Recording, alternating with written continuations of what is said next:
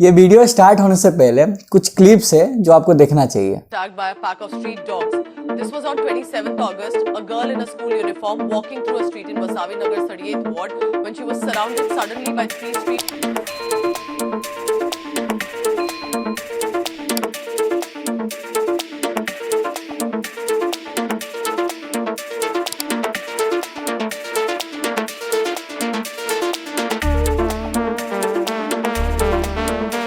तो अगर आप गूगल पे जाकर डॉग अटैक सर्च करेंगे तो आपको डेली ऐसे केसेस देखने को मिल जाएंगे।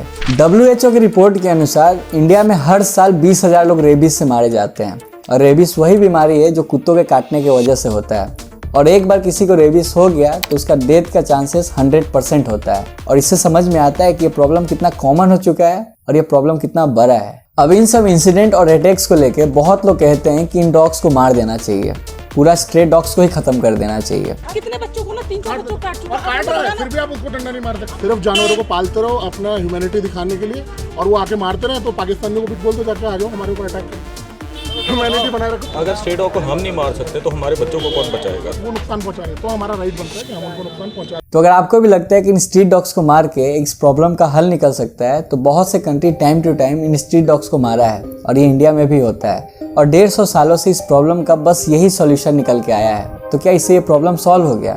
इसका सीधा आंसर है नहीं।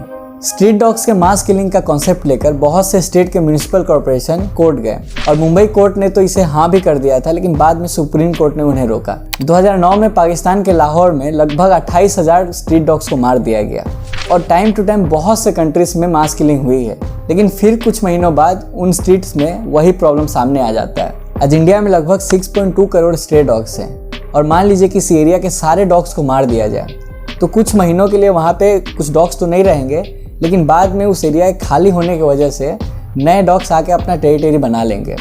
तो हो सकता है कि कुछ महीने ये सॉल्यूशन दिखे, लेकिन बाद में फिर वही प्रॉब्लम सामने आ जाता है। इंडिया में स्ट्रीट डॉग्स को मारना इलीगल है और 2001 में सुप्रीम कोर्ट ने इसे बैन कर दिया था, लेकिन फिर भी कंट्री के कुछ पार्ट्स में स्ट्रीट डॉग्स का मास किलिंग हुआ है और आज भी होता है। इंडिया में हर दिन लगभग 10,000 डॉग बाइट केसेस आता है और 2019 से 2022 तक ये केसेस लगभग 1,70,00,000 था।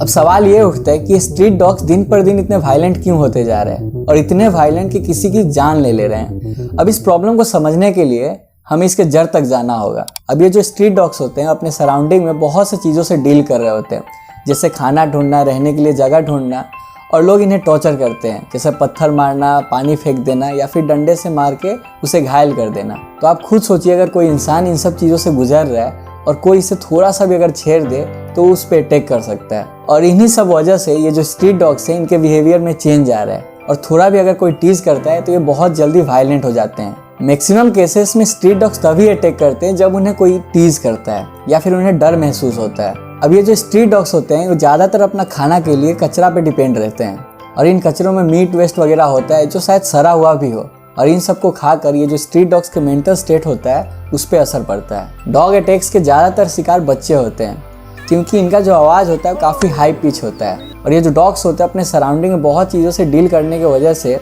ये हाई पिच साउंड से काफ़ी परेशान होते हैं। तो जैसे ही इनको हाई पिच आवाज़ सुनाई देता है ये परेशान होकर उन बच्चों पे अटैक कर देते हैं। आपने भी नोटिस किया होगा कि जब भी कोई बाइक पास होता है तो उसके पीछे स्ट्रीट डॉग्स दौड़ने लगते हैं और ये होता है हाई पिच साउंड की वजह से कि बाइक का अगर हॉर्न भी उन्हें सुनाई दे तो वो एग्रेसिव हो जाते हैं और उसका पीछा करने लगते हैं। इसीलिए जब भी बच्चे खेलते हैं और उनका आवाज़ हाई पिच होता है तो डॉग के कान में ये आवाज़ जाता है और वो एग्रेसिव होकर उन पर अटैक कर देते हैं। अब जब भी कोई डॉग अटैक का न्यूज़ सुनता है तो बहुत लोगों को लगता है कि ये सिर्फ स्ट्रीट डॉग करते हैं, लेकिन आजकल बहुत से केसेस आपको सुनने को मिलेंगे कि ये जो पेट डॉग्स होते हैं वो काफ़ी वायलेंट हो रहे हैं और लोगों पे अटैक कर रहे हैं। 82-year-old retired teacher Sushila Tripathi was mauled to death by her son's pet pit bull dog. और दिल्ली में एक पिटबुल ने एक औरत पे अटैक करके उन्हें काफ़ी बुरी तरह से घायल कर दिया और ये पिटबुल के काफ़ी अटैक्स इंडिया में सामने आ रहे हैं जहाँ पे बच्चों पे भी वो अटैक कर रहे हैं। 2015 में केरला में एक सर्वे हुआ था जिसमें पता चला कि 75% जो डॉग बाइट के केसेस हैं वो डोमेस्टिक डॉग्स के हैं और तमिलनाडु के लगभग 13 स्कूल के बच्चों से पूछा गया कि क्या कभी उन्हें डॉग ने काटा है तो लगभग 50% से ज़्यादा स्टूडेंट जो डॉग बाइट के शिकार थे उनका कहना था कि पेट डॉग्स ने ही उन्हें काटा है। बहुत से पेट डॉग्स एग्रेसिव नेचर के होते हैं जैसे राउटेलर, जर्मन शेफर्ड, पिटबुल और ये सब इजीली एग्रेसिव हो जाते हैं क्योंकि इनका एनर्जी लेवल काफ़ी हाई होता है। पिटबुल ब्रीड के जो पेट डॉग्स होते हैं वो काफ़ी एग्रेसिव नेचर के होते हैं, इसीलिए बहुत से कंट्रीज में इन्हें बैन किया गया है, लेकिन इंडिया में आपको इजीली अवेलेबल मिल जाएगा, वो भी बिना लाइसेंस के। और ये डॉग्स हाई एनर्जी लेवल के होते हैं, इसीलिए इन्हें अच्छा डाइट और एक्सरसाइज देना पड़ता है। लेकिन इंडिया में बस इसे एक फ्लैट में रखा जाता है या फिर छोटे से एरिया में, और इनकी एक्सरसाइज या फिर डाइट से रिलेटेड कोई नॉलेज नहीं होता, इसलिए दिन पर दिन काफ़ी एग्रेसिव हो रहे हैं और इनके अटैक्स आपको देखने को मिल रहे हैं। आज इंडिया में लगभग 2.7 करोड़ पेट डॉग्स हैं और 2026 तक ये बढ़कर 4.3 करोड़ होने वाले हैं। और 50% ऐसे ओनर्स होते हैं जो बाद में अपने पेट डॉग्स को रास्ते पे छोड़ देते हैं। इंडिया में स्ट्रीट डॉग का पॉपुलेशन काफ़ी तेज़ी से बढ़ता है क्योंकि एक फीमेल डॉग एक बार में 5 से 6 बच्चों को जन्म देती है और अपने लाइफ टाइम में वो 8 से 10 बार तक बच्चों को जन्म दे सकती है और एक साल में 2 से 3 बार। और जो नए जन्म लिया हुए डॉग्स होते हैं वो 8 से 6 महीने में ही फर्टाइल हो जाते हैं, जिसकी वजह से इनका जो रिप्रोडक्शन साइकिल होता है वो काफ़ी फास्ट होता है। अगर आप अपने एरिया में 2 या 3 डॉग्स को छोड़ देंगे तो 1-2 साल में देखेंगे कि वो 15 से 20 हो चुके हैं। तो अगर ऐसे ही छोड़ दिया जाएगा तो इन डॉग्स का पॉपुलेशन काफ़ी तेज़ी से बढ़ेगा। और इन्हीं सबको कंट्रोल करने के लिए गवर्नमेंट ने 2021 में ABC बिल लेकर आई थी, एनिमल बर्थ कंट्रोल बिल। लेकिन इस सॉल्यूशन को जो गवर्नमेंट लेकर आई थी उसे उसी वक्त भुला दिया गया और किसी फाइल में दबा कर रख दिया गया। फिर 2023 में इसे रिन्यू किया गया और गवर्नमेंट ने कहा कि हम स्ट्रीट डॉग्स को पकड़ के उसे स्टेरलाइज और वैक्सीनेट करेंगे और बाद में उसे छोड़ देंगे। इससे डॉग्स पे क्रूएलिटी भी नहीं होगा। अब ये चीज़ सुनने और समझने में काफ़ी अच्छा लग रहा है और ये हो जाए तो और बढ़िया होगा। अब इस प्रॉब्लम का सलूशन इन स्ट्रीट डॉग्स को मारना तो नहीं है, तो फिर क्या सॉल्यूशन हो सकता है? नीदरलैंड और USA में भी काफ़ी स्ट्रीट डॉग प्रॉब्लम था, लेकिन उन लोगों ने इसे अच्छे से मैनेज किया और कंट्रोल करने में सफल रहे। US ने तो 2007 में ही अपने आप को रेबीज फ्री देश घोषित कर दिया था। स्ट्रीट डॉग्स का मेजॉरिटी पॉपुलेशन वेस्ट पे डिपेंड रहता है और अगर किसी एरिया का वेस्ट मैनेजमेंट अच्छे से रहा तो उस एरिया की होल्डिंग कैपेसिटी स्ट्रीट डॉग्स का कम रहेगा। और इन स्ट्रीट डॉग्स को स्टेरलाइज करना होगा ताकि इनके पॉपुलेशन कंट्रोल में रहे और स्टेरलाइजेशन का प्रोसेस 2 से 3 महीनों के अंदर ही खत्म करना होगा, तभी ये इफेक्टिव होगा। क्योंकि डॉग्स का रिप्रोडक्शन साइकिल काफ़ी फास्ट होता है और डॉग्स के जो बच्चे होते हैं वो काफ़ी जल्दी बड़े हो जाते हैं, इसीलिए 2 से 3 महीने में इसे ख़त्म नहीं किया गया तो पॉपुलेशन बढ़ा के वही प्रॉब्लम क्रिएट कर देंगे। पेट डॉग्स को भी स्टेरलाइज करना काफ़ी ज़रूरी है क्योंकि मैक्सिमम पेट डॉग्स मेल होते हैं, ऑलमोस्ट 75%, और बाद में इनके ओनर इन्हें रास्ते पे छोड़ देते हैं और ये भी प्रॉब्लम को क्रिएट करने में काफ़ी हद तक हेल्प करते हैं। इंडिया में जो डॉग का स्टेरलाइजेशन का चार्जेस है वो काफ़ी ज़्यादा है, इसीलिए जो पेट ओनर्स होते हैं वो अपने डॉग्स का स्टेरलाइजेशन नहीं करवाते हैं। इसलिए जो गवर्नमेंट वेटनरीज है वहाँ स्टेरलाइजेशन का चार्जेस या तो बहुत कम कर देना चाहिए या फिर फ्री कर देना चाहिए। इंडिया का जो पेट मार्केट है वो काफ़ी इलीगल तरीके से ऑपरेट होता है और इसी वजह से लोग इजीली ब्रीडेड डॉग्स खरीद लेते हैं और इसका कोई लाइसेंस नहीं होता। तो गवर्नमेंट को पेट ओनर्स और पेट शॉप पे लाइसेंस को कंपलसरी करना होगा ताकि जो भी इलीगल तरीके से ब्रीड हो रहा है ये बंद हो सके। और सिटीज़ को जोन्स में डिवाइड किया जा सकता है और एक टीम बनाया जा सकता है जो टाइम टू टाइम डॉग्स को मॉनिटर करे और उसे वैक्सीनेट करे, क्योंकि रेबीज इंडिया में सबसे ज़्यादा होता है और लोग इंडिया में ही सबसे ज़्यादा मरते हैं क्योंकि लगभग सभी डॉग्स के सलाइवा में रेबीज पाया जाता है।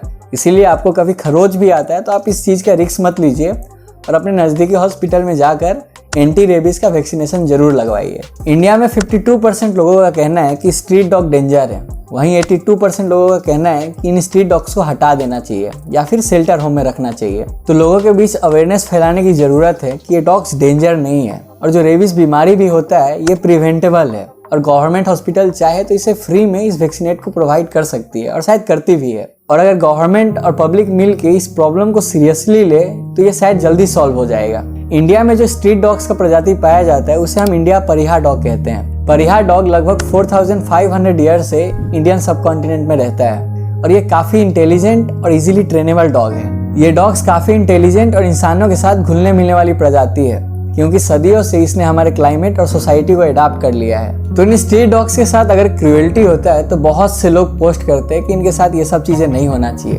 लेकिन फिर आप उन्हीं लोग को देखेंगे वो ब्रीडेड डॉग के साथ इंस्टा पोस्ट करते हैं और डॉग लवर बनने का ढोंग करते हैं। तो ऐसे डबल स्टैंडर्ड आप मत बनिए। तो अगर आप एक डॉग लवर हैं और आप डॉग अडॉप्ट कर सकते हैं तो इन स्ट्रीट डॉग्स को भी अडॉप्ट कीजिए क्योंकि अडॉप्शन भी एक अच्छा सॉल्यूशन है। तो इन डॉग अटैक्स के बारे में आपका क्या कहना है और आपका जो भी राय है हमें कमेंट बॉक्स में जरूर बताएं। तो ये था वीडियो कि डॉग्स क्यों इतना एग्रेसिव हो रहे हैं और क्यों इतने अटैक्स हो रहे हैं। तो आशा करता हूँ कि आपको समझने में मदद मिला होगा। तो हो सके तो इस वीडियो को शेयर कीजिए और साथ में इसे लाइक कर दीजिए। हम ऐसे ही कंटेंट बनाते रहते तो हमारे चैनल को सब्सक्राइब कर दीजिए ताकि जब अगला वीडियो आए आप तक पहुँच पाए। मैं विवेक आपसे मिलता हूँ अगले वीडियो में। जय हिंद।